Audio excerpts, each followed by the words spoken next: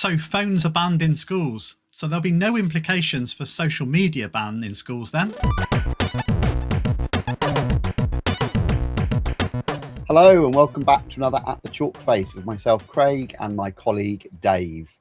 We've taught computer science in the county of Gloucestershire for far too long, and we now run an educational resource company providing you with everything you need for the subject of computer science. So if you are new to us, please head over to craiganddave.org and check out everything we've got, loads of free materials. And if you're a returning customer, thank you very much for listening. So last week, obviously, we spoke about the ban of social media that's coming in, and we've spoken a lot before about mobile phones in schools. So this is a hot topic at the moment. We're going to follow on from that episode. We're not focusing so much today on the ban itself and what's going to be in. That's still up for debate. At the time of recording this, we've got one prime minister going out, another one coming in. Who knows what will change? But it seems likely that some kind of social media ban will be in. Exactly what that will and won't include, and if there'll be any educational exemptions, we'll see. The question is, though, are you ready as a school to actually implement it? What does that mean? What are the implications? I mean, you have to access social media through some kind of device, and phones are already banned in schools, right? So presumably there's actually nothing for schools to do, Dave. What do you think? Well, you would think, right? I mean, when we first thought about this episode, I did think, well, there aren't really any implications for schools, are there? Because as you say, if phones are banned, then it doesn't really affect schools. And then I thought to myself, yeah, but fights are banned and fights happen outside the school gates and schools still get involved. So it's like, right, okay, let's think about this a little bit more deeply. And if social media is banned for young people, but they are still accessing social media outside school. And I think the general consensus is, particularly from the evidence in Australia, that some students will still be accessing social media outside school, even though they shouldn't be. And even if they aren't, they might be using tools that are not part of the ban, or applications and software that are not part of the ban. And they're still sort of using those in inappropriate ways, or getting inappropriate communications, and the cyberbullying and all the other things, the inappropriate material. It's all kind of still happening. It's just not happening on the major platforms because those have been banned. So I think there's perhaps some deeper things to think about here, Craig. Okay. So what you're getting at here is safeguarding, aren't you? It's not sufficient for a school to turn around and say, well, mobile phones are banned, therefore we don't have to do anything. There's already exists plenty of situations where things happen beyond the school gates, but they have implications for the school, and the school gets involved, and that schools have a safeguarding requirement. And quite often that does, extend beyond simply saying, well, they left the gate, so we can put our hands up and say there's nothing. So really, you're talking here about, making sure that schools sort of cover themselves from a safeguarding point of view, and what it is they can do and should do. What do they already do that's in place that would extend to this? That kind of stuff, I guess, is what you're saying. It is, and I just want to interrupt you there because I don't want to give the audience the false impression that it's not about schools covering their back. Safeguarding is not about, yeah, safeguarding is not about schools, covering themselves. It's obviously acting in the best interests of the child. Um, so yeah, I just want to sort of interject there and just make that really clear. We're both on the same page with that. I just don't want the audience to misinterpret what you're saying. Um, but yeah, so let's think about current safeguarding issues. What are the implications for schools? What do they actually have to do? And we're talking about safeguarding because social media is being seen as a safeguarding issue, right? If it weren't, then perhaps different things would apply. But at the moment, we're thinking about social media in terms of it being a safeguarding issue. So schools have obligations under safeguarding to take some action. And so what should happen if something happens outside of school? Well, at the moment, they should be recording and assessing the information. okay, so perhaps there's now an increased burden on administration in school for somebody to actually be recording some of these things. You could argue they probably do that already, so maybe there's not a big burden there. Um, they have to pass on their concerns to the designated safeguard lead. That happens at the moment.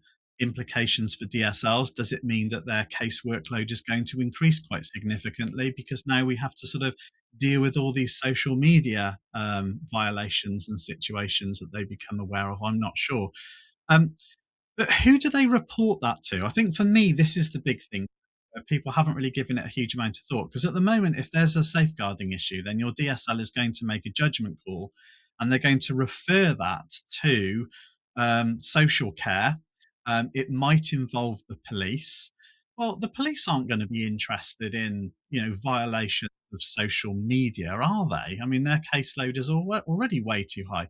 Children's social care, unless it's something severe, they're probably not going to be interested in violations of social media. So, who should the DSL be reporting any of this stuff to?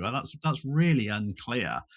And then, of course, you're having to take disciplinary action on pupils. Well, what does that look like? You don't really want to be increasing um, disciplinary action in your school because of violations of social media that might spill over into school. We're talking about this happening outside school, but often these things spill over into school. So, questions, Craig. Oh, I've got an even bigger concern than that because obviously, if this sticks in and it works and the government puts clever tooling in to prevent students easily getting around it, then a generation or two from now, maybe it will be, it is what it is. Very much like we're going with a smoke-free country, and I'm sure a couple of generations from now, it will just be what it is. But we're going to enter a stage where all these students being banned, or an awful lot of them are actively using it anyway. So it's a real jolt. And I'm wondering, Dave, the bigger question is a ban simply going to make it less likely that students are even going to report these incidents? So it's now we just don't mention it because we're getting around social media and we probably shouldn't, but my friends are all using it and they've shown me how to get around it. And of course, this is the big concern and the big argument all the tech giants are making. It's just going to drive social media underground, drive them to less safe sites, sites that are maybe less reputable and don't have the same controls that tech companies have been implementing. And of course, tech companies will say this, but it is a genuine concern. You can put a ban in place, and I won't get all historical, but we only have to look through history and look at all the bans, prohibition in America and everything else. It doesn't stop it. And of course, this is the whole argument around all sorts of things that are banned or legalized or delegalized. It still happens. That there are bigger questions. So I do worry about the fact that maybe students just will now not even report the sort of stuff that's happening because they don't want people to know they're on social media. So that's a concern as well.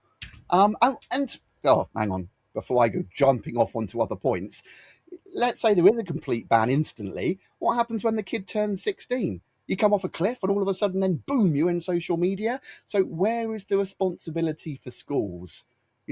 Presumably this doesn't mean we don't start teaching about it. Right, I've touched on like 4 or 5 different topics here, Dave. I am so sorry. There's so much more to this than simply coming out and making a statement. We're going to ban social media to keep kids safe, because of course no one will argue with that. I think the reality is a bit more tricky. I think the point that you make about are students less likely to report issues because they know what they're doing is wrong. They shouldn't be doing it. So if they know they shouldn't be doing it, then they might not want to report any issues that they come across because for fear of them being the one getting into trouble, that they're innocently reporting something that's happened or things that are happening with their friends or other people in the school, outside of the school, all happening through various social media and other avenues. And they're frightened to report it because they're the one that's, well, why are you on social media in the first place? You wouldn't know any of this was happening if you weren't on social media. And you end up sort of going down that road. And we've got to be really careful Yeah.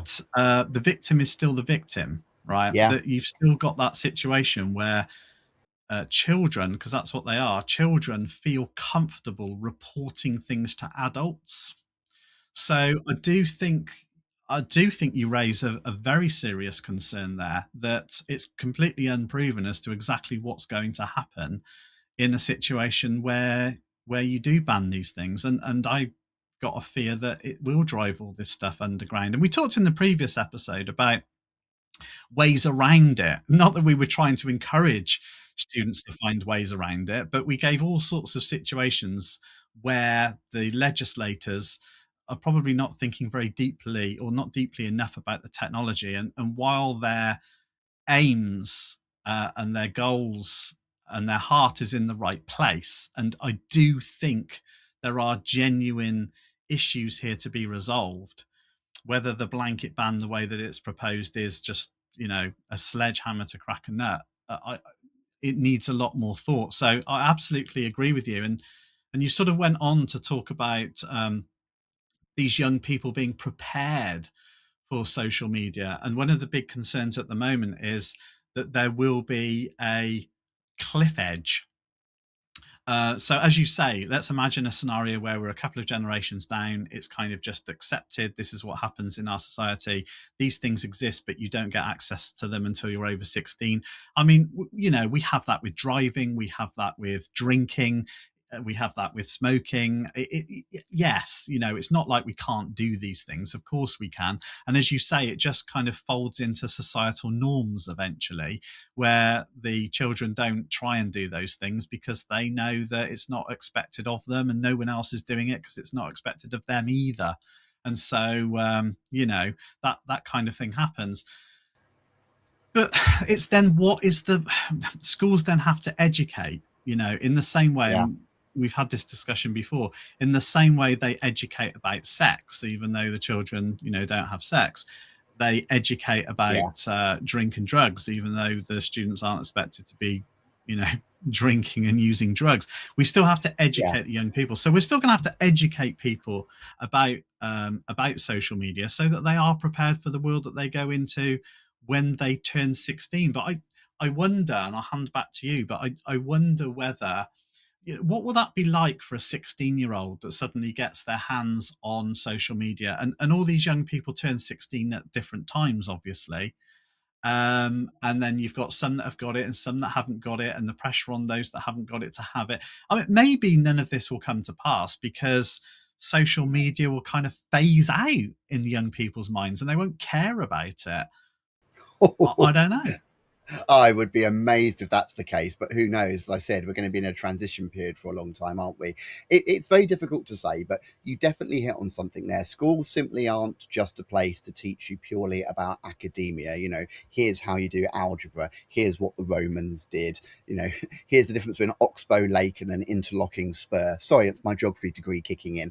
But we also have this responsibility to prepare young people for the world they will enter. And that has never been more clear than in the newly revised curriculum that's coming in. There's a lot more emphasis on preparing people for the world they enter. So I think this is one of the biggest things that will come on schools. Yes, we're most likely to get a ban of some sort, but what do schools then do? Well, that doesn't mean we then ban the teaching of social media or the implications, or how to stay safe online, how to be responsible, what online communication should look like, the issues with trolling, how to report abuse, places you can go, the source you can go. We have an ethical, moral, and indeed a legal responsibility when the new curriculum comes in to teach this stuff. And of course, this has got implications for ourselves, because right now we're writing a modern Key Stage 3 curriculum for the 2028 curriculum. And we have units on being a digital citizen, safety and well-being, all that sort of stuff. And we can't just suddenly pretend it doesn't exist. So schools really have to think about this. How are you going to teach it? What's going to happen when they turn 16? The cliff edge approach is always quite a serious concern. And I know there wasn't a lot of detail, and that was criticised, and I'm sure that will come. There wasn't a lot of detail, but they did talk about this transition period between sort of 16 and 17. This idea of curfews as well. So I have to see how that comes. Some idea that they don't want a cliff edge, but it's all very woolly. Lots of questions for schools at the moment, and not a lot of answers. And of Mm. course, I'm not being selfish here, Dave, but what about ourselves and all those other educational content that is out there on social media? Interesting, that's actually picking up some traction in the news at the moment. Like the blunt hammer approach may not be the way to go. We're going to cut kids off from genuine, useful, modern platforms for learning and revision. Yeah, absolutely. And, as we're making our new Key Stage 3 units, we're having to adjust slightly because we might have used examples of social media posts in our activities that we would expect pupils to be sort of familiar with.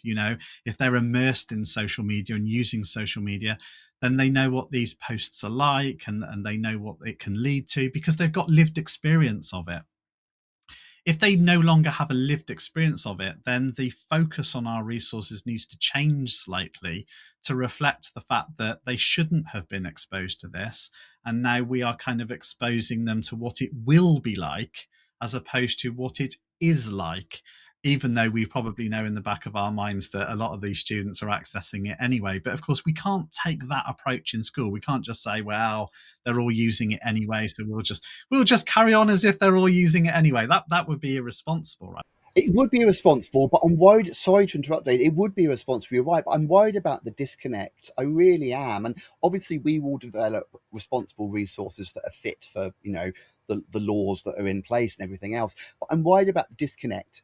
If this ban is not implemented well, and there are proper tools, and it is easy to circumvent, then we're delivering a scheme of work that we know is not fit for purpose because we can't deliver it through this lens. What I need to be telling students is X, Y, Z, but I'm telling them about A, B, C and how they need to be prepared.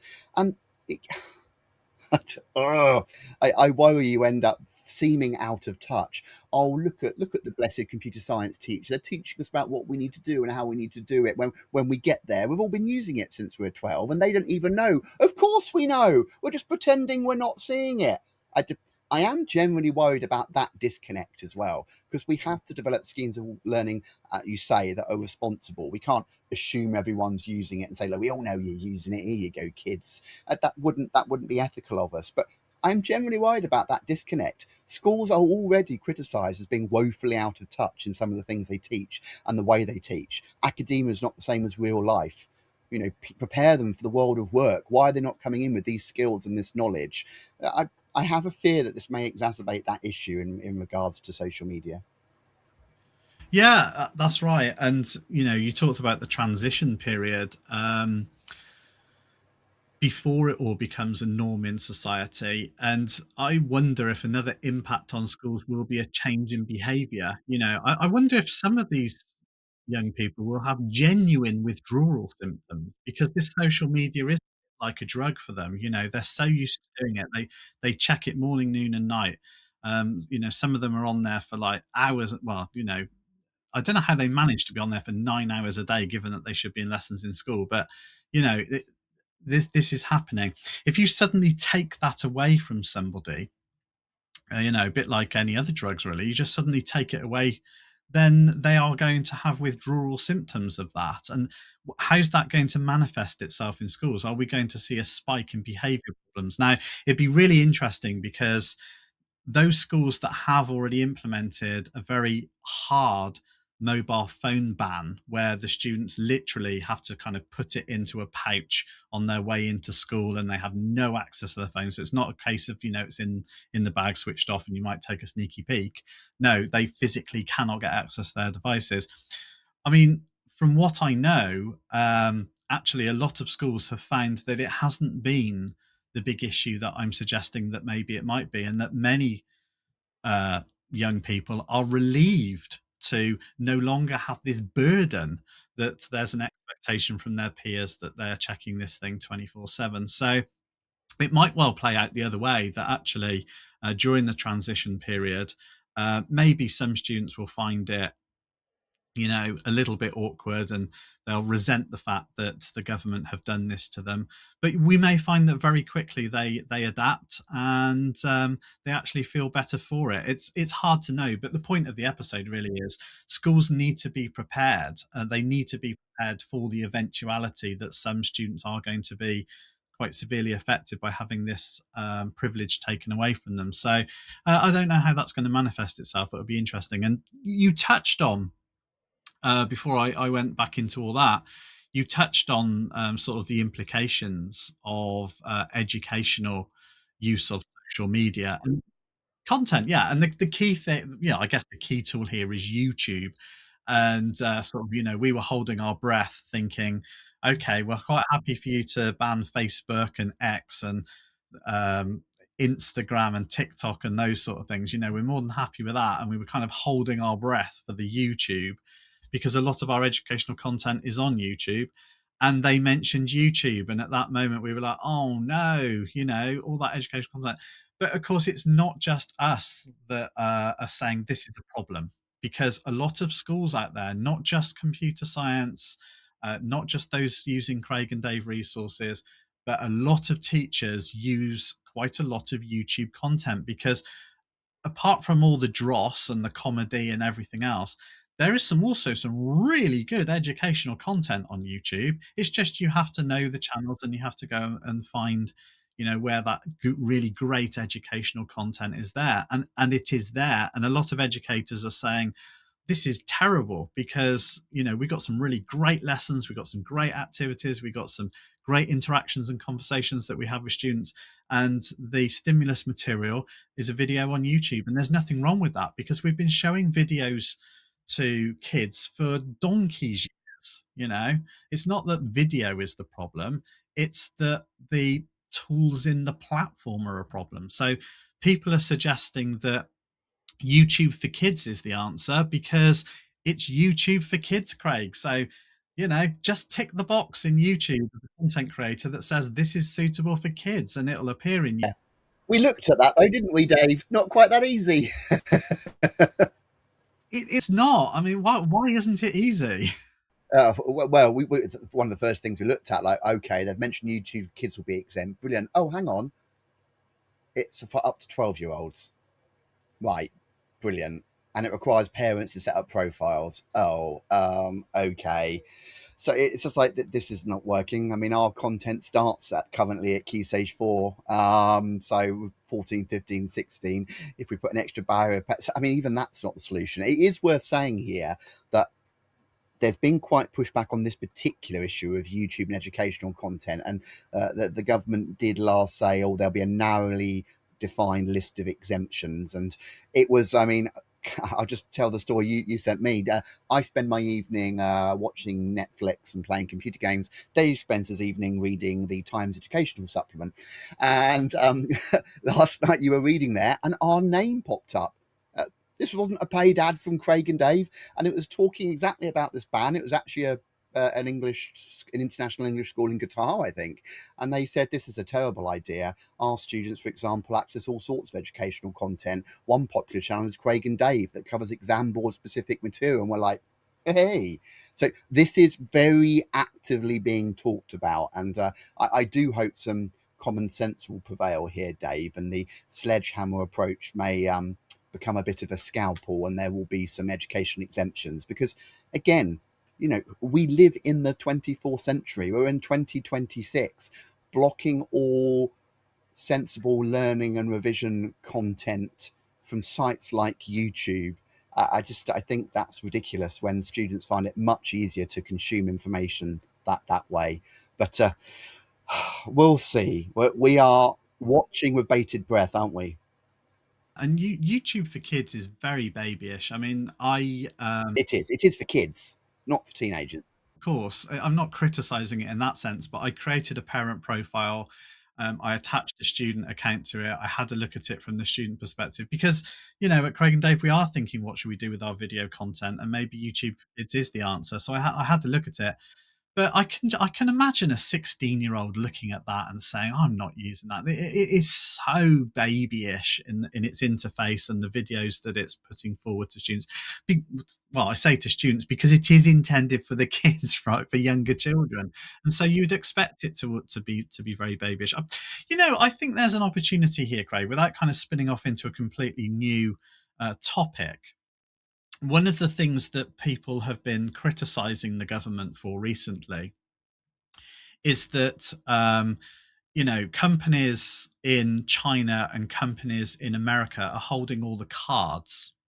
And we were so influential in the invention of computers and the World Wide Web and everything here in England that we're now losing out in terms of being the holding this technology in our own country. So why should we be at the whim of YouTube, which is Google, which is in America, and they've got no incentive to change YouTube for kids to go past age 12, because their rules and regulations mean that a child, in terms of accessing that kind of media, is up to the age of 12, and once you're 13, off you go. So what we're finding is that legislation in the UK that has to be enforced here in the UK is dependent on the technology in companies in China and America. I'm not exclusively, but broadly. And wouldn't it be so much better if we invented an English version of YouTube? And then we can do the things that we want to do with it to ensure that it is safe for kids, but it doesn't prevent educational content and all the rest of it. I mean, come on, government. Let's make our own versions of these tools. And there's a big argument at the moment about AI, because, of course, here in England, we don't hold any cards with AI either. That's also in China and in America. And it's like, come on, we should be one of the big global players for AI here in England, and we're not. Yeah, I know, very true. We could really talk about this and spin out, yes, how we kind of invented the internet and led on so many things, and now we seem to be taking a back seat. And indeed, it's less governments now and more corporations. But of course, this is why governments are now pushing back as well, isn't it? Because they're saying, well, the corporations had too much power. We gave them plenty of chances. They didn't. So we're going to come in now and legislate. But so many problems and issues. Yeah. My point is the innovation and the financing. It's not here in England. We're talking about trying to build our economy.